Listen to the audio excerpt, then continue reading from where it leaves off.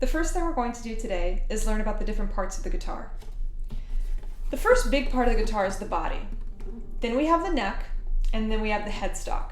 You can kind of think of it like a person, head, neck, and body. In the body of the guitar, we have our sound hole. It's the round hole here in the middle. Now without this sound hole, the guitar really wouldn't make much sound. Over on the neck of the guitar, we have what we call the fretboard. This is the board on top of the neck of the guitar, which has these silver bars, which are called frets.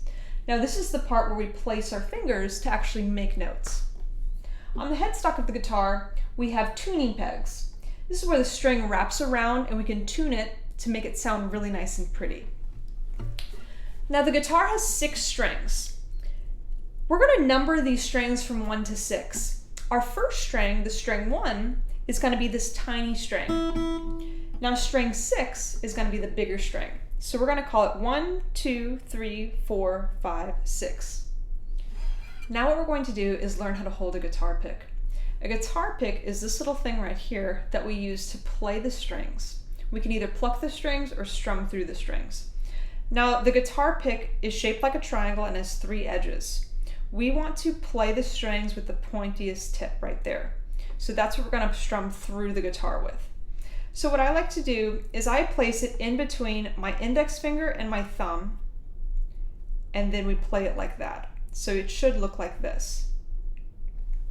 Now I like to think of holding the pick as if we're holding a baby bird, and this is the beak. Now if we hold the baby bird too tight, it's not going to be good for the bird. If we hold it too loose, the bird's going to fly away. So we want to have this happy medium between holding it tight and holding it loose. We don't want it to feel too tense. Now that we've learned how to hold the pick correctly, let's go ahead and try to pluck the 6th string of the guitar. Just open like this.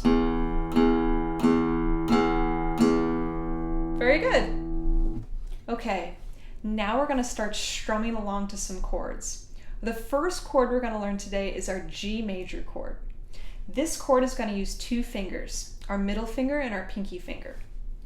We're going to place our middle finger on this top string of the guitar on the 3rd fret, just like this. Then we're going to place our pinky finger on the 3rd fret of the 1st string. Okay, it should look like that. Now, once you have your fingers in place, you're going to take your hand with your pick that we now know how to hold, and we're just going to strum through all the strings. Just like that.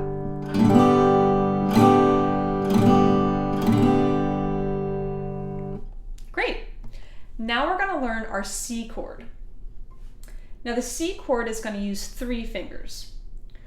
We're going to start with our ring finger on the 5th string of the 3rd fret, then our middle finger on the next string down on the 2nd fret.